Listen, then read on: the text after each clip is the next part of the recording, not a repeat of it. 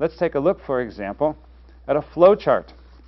A flowchart of the engineering curriculum, set of curricular requirements in mechanical engineering. And in this particular chart, these were for students during the 1990s. Now, in this chart, what's most important for us to examine are the lines between the boxes. Take a look, for example, where the lines are among boxes. The lines tend to be on the left side. And the most important for us are the vertical lines, because the vertical lines are illustrating connections between courses we take early in the career and courses we take later in our career, with the early ones being prerequisite for the later ones. So in this case, we have engineering fundamentals leading into statics, dynamics, into thermodynamics, fluid dynamics, and kinematics, and the like.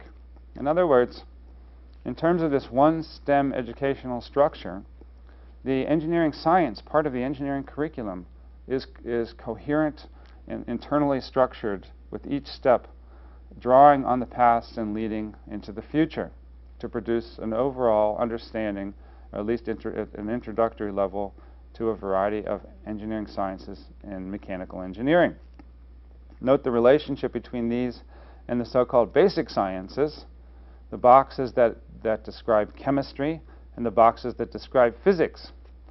Somehow these provide a basis for the others, but they sit off to the side a little bit. There's not a clear understanding of what the relationship is between the basic sciences and the engineering sciences, but nonetheless they're judged to be important.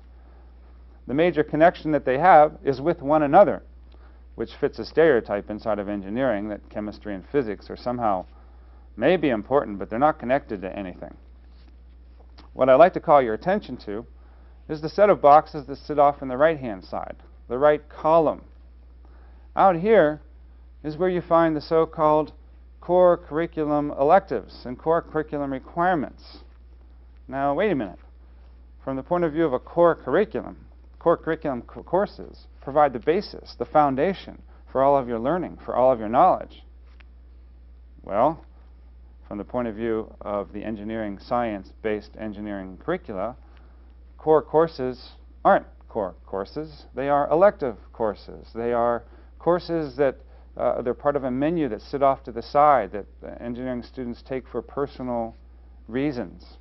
A course such as this course, which, in my judgment, of course, should be connected in those vertical lines and somehow part of your engineering requirements, but in our system sits off to the side. The engineering curriculum doesn't have a place. Given its fundamental emphasis on technical problem solving, it has no place and sees no role, direct connection with the elective courses from the core curriculum. So in an important sort of way, this graph, by virtue of its vertical and horizontal lines, illustrates the dominant image of engineering education that emerged after Sputnik and remains the case today. However, that system is under challenge right now, a challenge that began in the late 1980s and continues through the present